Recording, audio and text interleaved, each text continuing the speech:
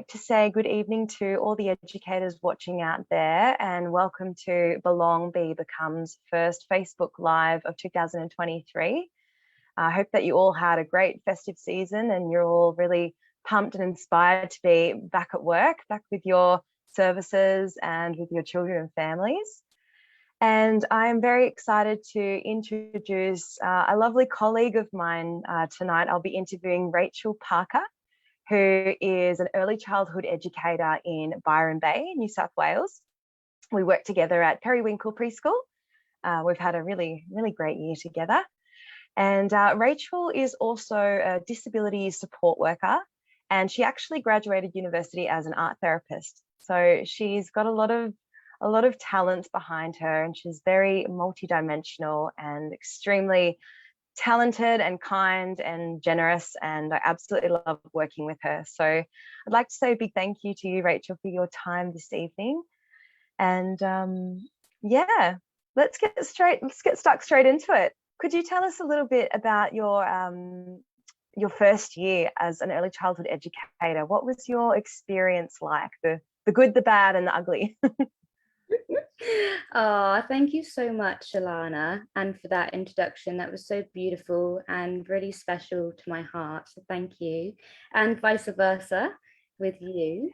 My first year as an educator, it's been a roller coaster of ups and downs. I would say I'm so grateful to be in this position where I work with some of the most incredible women that are so supportive, and it just feels like a real community where you can just be yourself, really, and everyone helps each other along the way. My first experiences, I'd say, yeah, it's been a great year. It's been a really, really beautiful year. And what were some highlights? What do you think are some really great privileges of working with young children and getting to know families and, you know, creating such strong relationships with colleagues? Like, was there some things that really stood out to you that just felt so valuable? Yeah, I'd say the best thing is that working with children, I'm learning so much about myself every single day, and the children reflect and mirror you, and you can learn so much about yourself being an educator, and it really just enhances yourself and allows you to be a better person. And you can do that by just working with children. It's an incredible feeling. I think we're very lucky and special to live in the area that we do, with such a gorgeous community where the families are just beautiful people, and we're all helping each other out.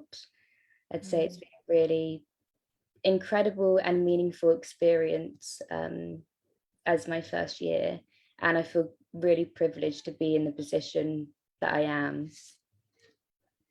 Oh, that's great.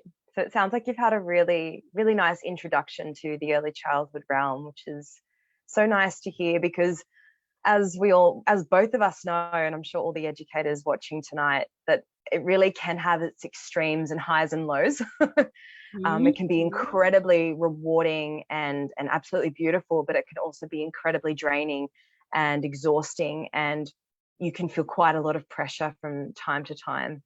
Would you agree with that, Rach? Most definitely, yeah. Yeah. And I think it's hard as well, with it being a first year in the job role. I think it's difficult when you put so much pressure on yourself as an educator. When you're working with young children, you don't want to do anything that's going to negatively impact them in any way. So the pressure that comes with that, to not make mistakes and, you know, to be always aware of everything that's happening, it's a different kind of pressure that I personally have put on myself during that time. And I think kind of unlearning that and realizing that it's okay to make mistakes, because that's how we reflect and we know what to do differently in the future. How we grow, isn't it? It's how it all works. But I think when you start a new job, you instantly have those kind of feelings initially, and then it layers it on as well, it being new, but also, you know, you're around vulnerable minds, so you want to inspire every moment of every day. And that's hard to put that. And it's unrealistic, isn't it? I completely know what you're saying. You really want to be able to give your best all the time. But, you know, there are days where we feel off, we feel really tired, we feel really like, you know, emotional, or whatever it might be. So, yeah, it's hard to not think, oh, I hope I haven't impacted them negatively. But I really do think that whatever lives in your heart, whatever's drawn you to this job and, you know, made you really want to make a difference, that's actually what counts, because that lives within you, and that won't go anywhere. And the day that it does is the day that, you know, maybe it's time to move on. So hopefully that's not for a while though. Definitely won't be. So we've called this Facebook Live Reflections on 2022 and Aspirations for 2023. So I suppose we could now talk a little bit about the challenges that you face, both personal and professional, as a first-year educator. You've talked a little bit about it already in terms of, you know, always being so conscious that you might be negatively impacting them. But I think educators all round, I'm speaking for myself and I'm sure others, we do find that there's not enough time in the day to do everything that's expected from us. Which is, you know, to write observations and reflect on our program and to be able to maintain those really strong bonds and connections with our families. What do you think were some of the biggest challenges for you, within that space? Oh, definitely. I think what the biggest thing is that there's so much energy that needs to be put into this job. I'm only part-time, so I only do 3 days a week. And I know that I come away emotionally drained sometimes and I'm on 1%. And then when you're feeling like that, I mean, this year we've had quite a few different hurdles within the classroom, and the ratio between teachers and children has probably not been the best for the children's needs that we've had. So that takes a lot of your time and energy throughout the day. And then after that, you don't really want to sit at a computer and think, right, well, now I need to write this and this, because my head is usually buzzing by that point. So yes, it's not like sustainable, really. Saying that as well is, it's like 3 days a week, and I feel like sometimes, especially at the end of the year, I feel like I actually needed those whole 4 days of recovery just from the 3 days. And with the like pay award for the job description does not match. Doesn't add up, no. Energy, time, effort, everything that you put into, you know, creating this safe environment and this space for the children, and it just does not reflect on a pay scale whatsoever. So I find that really challenging, because I'm so passionate about working at Periwinkle, and I feel like I need to be there, like I'm supposed to be there for a reason, to you know, give so much love to these children. But if all of my energy is just spent on those 3 days, then the rest of the week I'm just trying to restore myself. Then it's like it doesn't even cover like bills and rent and things like that. Sure. Yeah. And you're definitely not alone in that, Rach. I'm sure every educator would agree with you on that one. Yeah, it's a real thing, isn't it? And yeah, it's really not reflected with how much we give in our role. And I think I was reading some research recently that was speaking to how many more children come with extra needs these days because, well, I mean, because of, you know, what happened during the pandemic. That's one thing. A lot more anxiety, a lot more diagnoses as well. Children with ADHD and mild or major autism or Asperger's or whatever it might be. And like you said before, that ratio doesn't always cut it. Like, although legally we could have one educator to 10 children, you know, 3 of those children might require one-on-one. And if we Exactly. don't have the funding for it, or if we don't have a diagnosis, we can't actually get the support we need, and the children can't get what their developmental needs require in that moment. So that is really tricky, isn't it? It's really We, and that's where I feel, you know, most of the energy is being taken away from, you know, not having those things in place. Like, these children need extra support, and mm, for them as human beings as well, like, they should have that support. So yeah, it's a very difficult situation when it doesn't add up. yeah, definitely. I thought, though, well, I was wondering whether you've worked in the disability support area for a few years, maybe longer. How long have you worked? Yeah. Disability support work I've done for 2 years, Hmm. but I also grew up with my brother who has learning disabilities. So, I mean, having childhood experiences of caring for him at a young age, and um, Mm, it's kind of been something that's been in my world for a very long time. sure. And I mean, it was quite obvious to me, having worked with you for the year, that you seem to have a couple more, well, quite a lot more strategies and tools to work with those children that really needed that extra support. So would you say that some of those skills that you've had from your experience in disability support could be transferred over to the children that needed, you know, without those diagnoses, but really was quite obvious they needed that support? Or are they two totally different things? Um, I think I can very much identify from early ages. I would say that's mostly from seeing the changes with my brother's experiences from a young age. I think that's, and working in the field of support work as well. I Mm, think that it definitely has had an impact on how my perspective is on different things.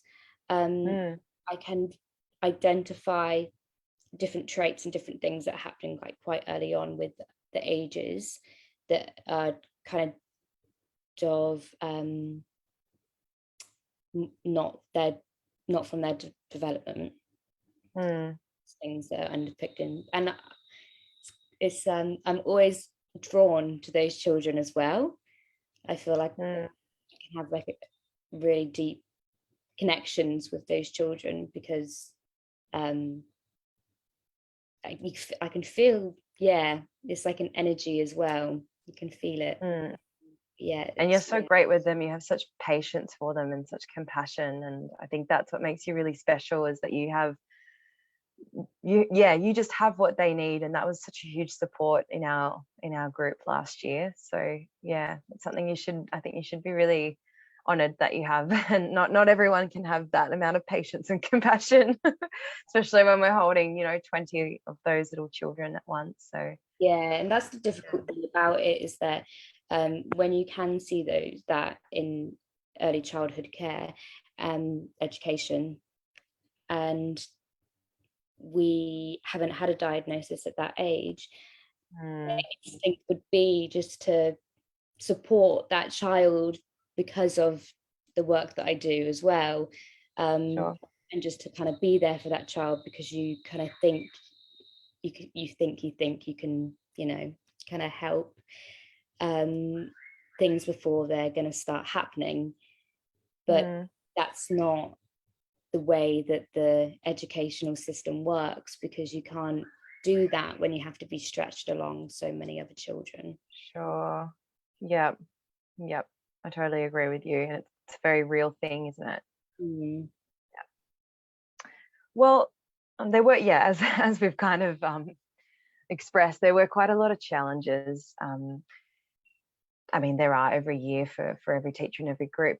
How did you overcome those challenges, or how did you feel that you were or weren't supported?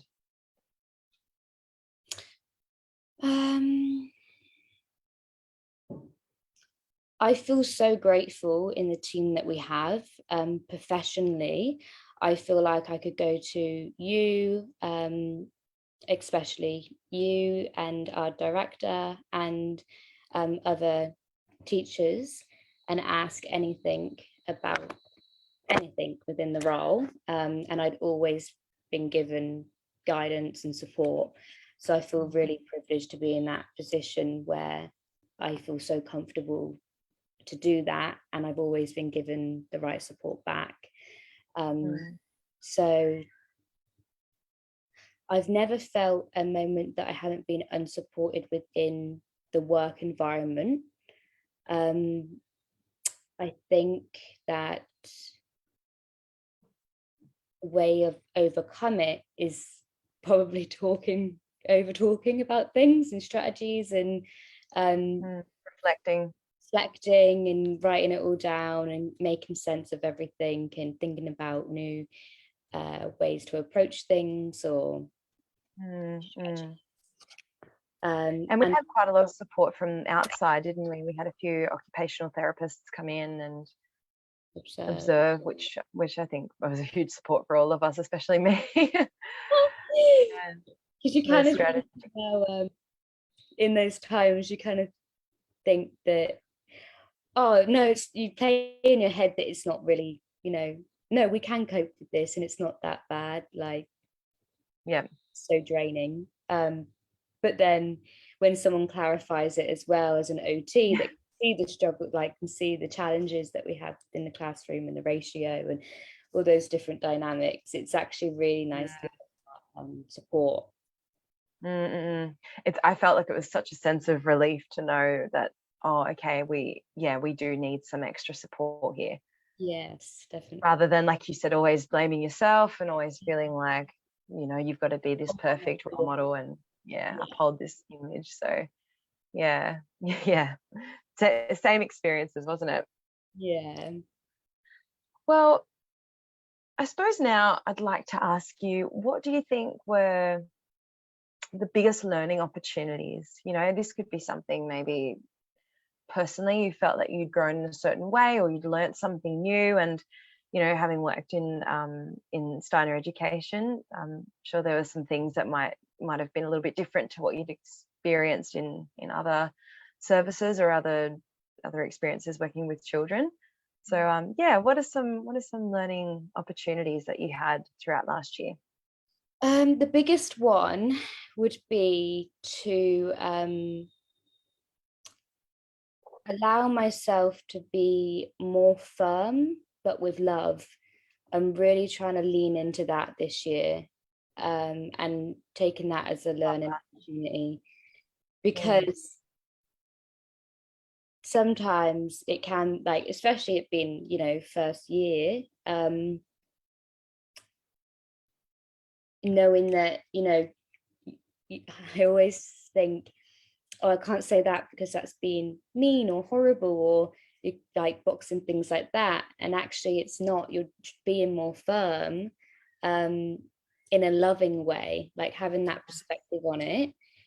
That mind shift is like, right, like I think previously the learning opportunity from putting pressure on yourself, on myself, and thinking that, worried that you're going to say something or do something that's going to impact children negatively,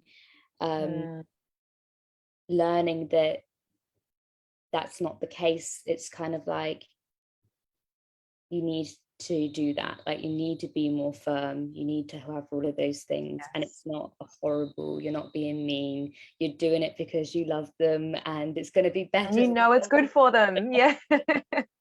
Yeah. Yeah. Yeah. It's a really, I think that's a long journey. I feel like I'm still learning that too, where giving them boundaries isn't necessarily a negative thing. Yeah. You know, it might seem a little harsh in the moment, but you're doing it because it's keeping them safe, or it's preventing them from having a meltdown or whatever. If we know our children well enough, we do know which individual approach is right for all of them. Yeah. Definitely. Yeah. It's a big one. It is a big one, isn't it? we went through a lot. I felt like I learned just as much from you as well, Rach.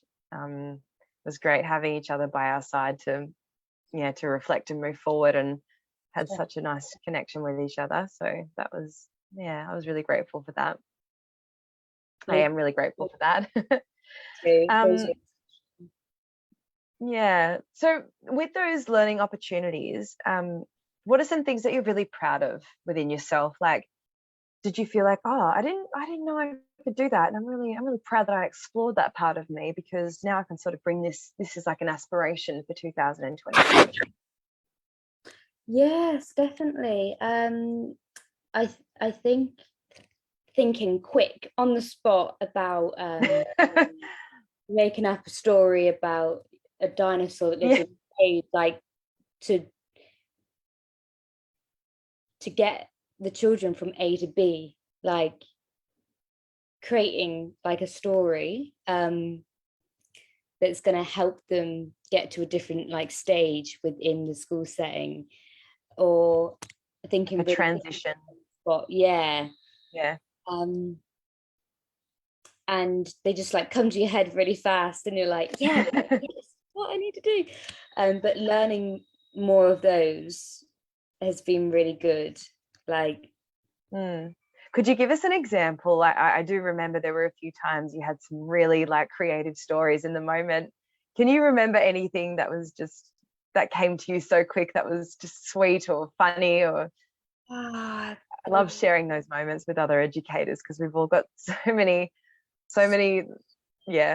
just fun moments like that that make the job what it is. One of them was, there was one of the little boys was out on the outside and wouldn't come inside for the story to begin, and all the other children were already inside, and it's, you know, unsafe for no educator to be outside, but he was adamant that he was not going to go inside, and there for the next hour. And I was like, oh, but you didn't know about the gnome that lives inside? And he was, what do you mean? And I was like, oh, have you not seen him? Like, Alana is just going to tell everybody the story about what we got there right now. Like, you know, things like that, how his eyes are just like, oh, wow, where? No. So, I couldn't possibly miss this. I couldn't. And those beautiful little moments that you have, and yeah, they're really, really good. It's almost as though when you're doing your best to just get a message across, you need to believe in what you're saying 1,000%, right? Like, you need to be just as excited about this story as you want him to be. I really want to hear a story too about the gnome. True. Yeah, because they feel it, don't they? They feel our energy, they feel our intention, and they know if we're tricking them or bribing them, even though we don't. But you know, sometimes we have to give them a little bit of helping hand. Yeah. That's why it's really important to have that energy. If we can protect our energy as much as we can, and then, you know, they can receive like the best energy that they need. Definitely. Actually, while we're on that, what was some sort of saving grace practices for you? You know, we're saying even though you do work part-time, you still need those 4 days to recover. You know, not everyone has that luxury, unfortunately. Some people need to work full-time and everyone, has their own sort of lives going on. But I still think it would be great for you to share some things that you did in that downtime to offer a bit of inspiration to other educators that could maybe embed that into their own lives as well when they have their time off. Yeah, definitely. I think it's really important to be out in nature a lot of the time. So anywhere that's green, Quiet. going on big walks or hikes, going for a swim in the ocean, just feeling connected to the ground, having your feet on the sand. Magnesium, I have little like a bowl for my feet, and I dissolve magnesium with water and let that soak like after every day. Just sit at the end of my bed and have a bowl and put my feet in it, and it just grounds you. Yeah, and it's just like, okay, it's just me and my thoughts right now. There's nobody else here. It's like just little 10 minutes of mindfulness. And it just like, no matter what's happened in the day, those 10 minutes you're by yourself, it's just glorious. Other things that I do is I'm very expressive with my art. So that's a therapeutic tool that I use. Just creating something with my hands, it's like therapy for me, and I just get so much glory out of the process of the artwork more than the outcome. I just like feeling the feelings that I have, and processing, reflecting while I'm creating something with my hands, I think is a really beneficial tool. And you've got some beautiful artwork. Thank you. Appreciate that. Yeah, those are the main things: exercise, drinking lots of water, being in the sunshine, sleeping. I think we underestimate how much sleep we need. I think everybody does. And I did hear something recently that because of, the amount of hormonal shifts in women, we actually require more sleep than men. So yeah, ladies, make sure you're getting enough sleep, especially with the job that we have that requires us to give so much sleep. I love sleep. I think about it. As soon as 3 p.m. hits, I'm like, oh, I cannot wait. Yes. All right. Well, how about we finish with our goals or our aspirations for this year? Have you thought about maybe even like your top 3 things that you'd like to work towards or achieve, or just so was sort of simmering in your mind that you thought, oh, I'd really like to, try that.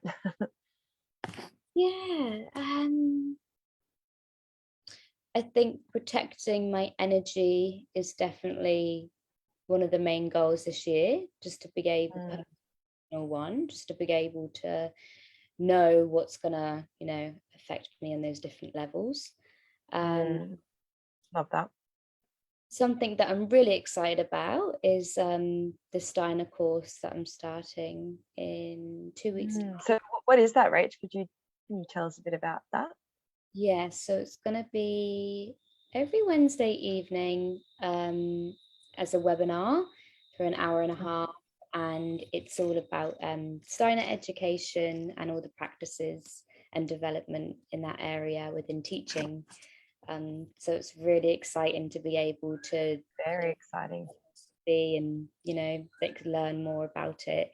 And then what I love about it is my goals is to put more of those principles and practices into Periwinkle and my own professional work this year. So I'm super excited just to start it so I can start developing my own personal and professional me in order to improve myself and improve my work. Beautiful.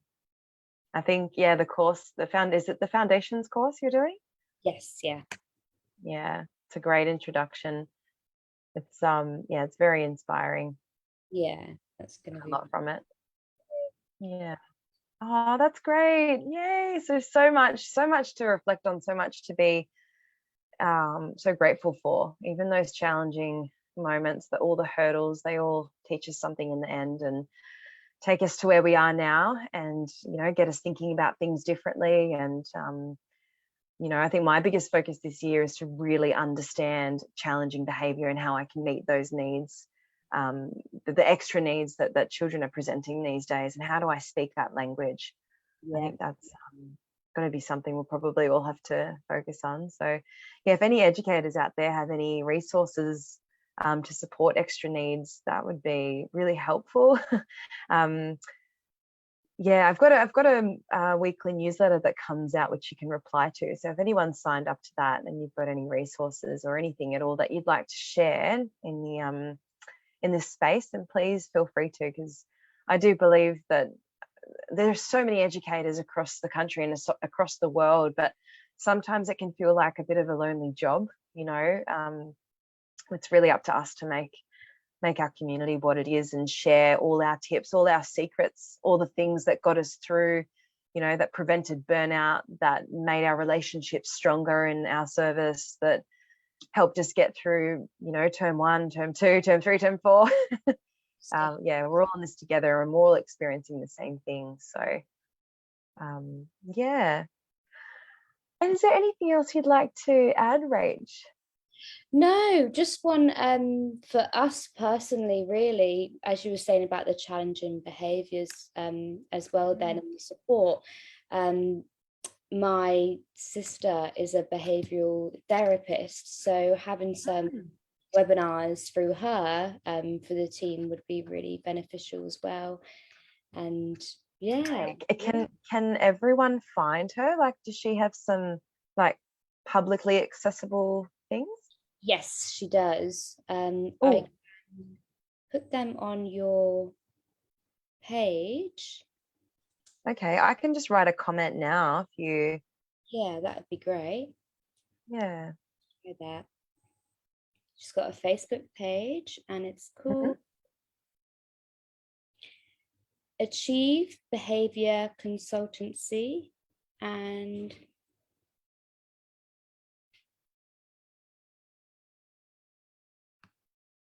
Achieve Behavior Consultancy. Yes. Okay. Great. How amazing.